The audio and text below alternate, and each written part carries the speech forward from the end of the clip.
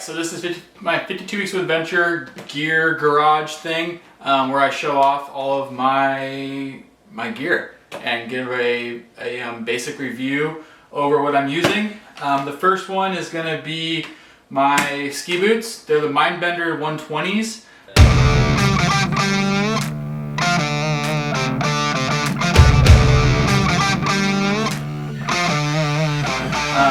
They are a Alpine touring boot.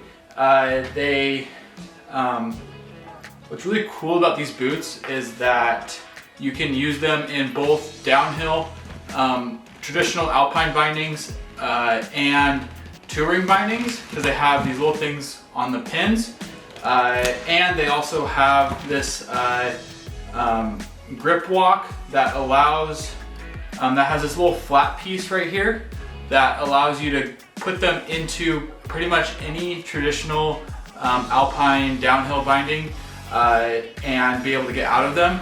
Some Alpine touring boots, they don't have this flat piece right here, and you have to buy a whole new sole, and these come pre-ridden, and they offer a ton of grip. I've used the crap out of these this year. I have like 20-ish, over 20 days on these actual boots, so I kind of have a feel for what they actually do. They do have a walk mode that allows the boot to flex. I can't really move it right now because of there needs to be weight behind it. And the only knock I have on the actual walk mechanism itself is that ice gets stuck right into this crevice. It's not that big of a deal, you just knock it out with your pole, but it's still kind of cumbersome, and it sometimes takes a little while for it to actually come out. It has a 4-buckle alloy system, and much like any other traditional Alpine downhill boot. This boot is made really for that person that wants to not sacrifice a lot on the downhill but still be able to walk up. It's a heavy boot for a touring boot, but I really enjoy going downhill fast, and this boot definitely allows that. What's really cool, so I have really large calves for my size of leg, and previously my old set of boots, I'd have to like ratchet them down so hard that I would lose pretty much all feeling from like my calf down, which made it really unpleasant to actually ski downhill. But these actually come with their shell is like heat moldable, and if you go to your local ski shop and buy these, they will actually put this entire boot in like a oven.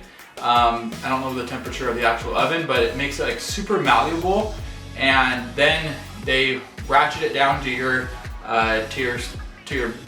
foot.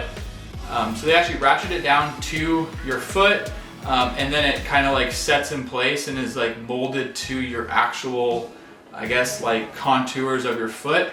I actually was able to actually like see the boot actually mold to my calf, and it was freaking awesome. The first day I got these ski boots on, it was like game changing. It was really impressive what they were able to do with this boot. They could go lighter, but I don't think that they should, because then you would lose that 120 flex. Then it would become a touring boot, and we all know that touring boots don't do super hot going downhill. I do have a custom drop-in footbed, and that also made a really big difference. But I've been super happy with this boot.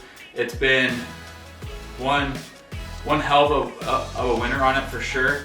I suggest that if you are looking at getting into ski touring and still don't really want to spend the money on like a super lightweight boot, then this is definitely like a good option.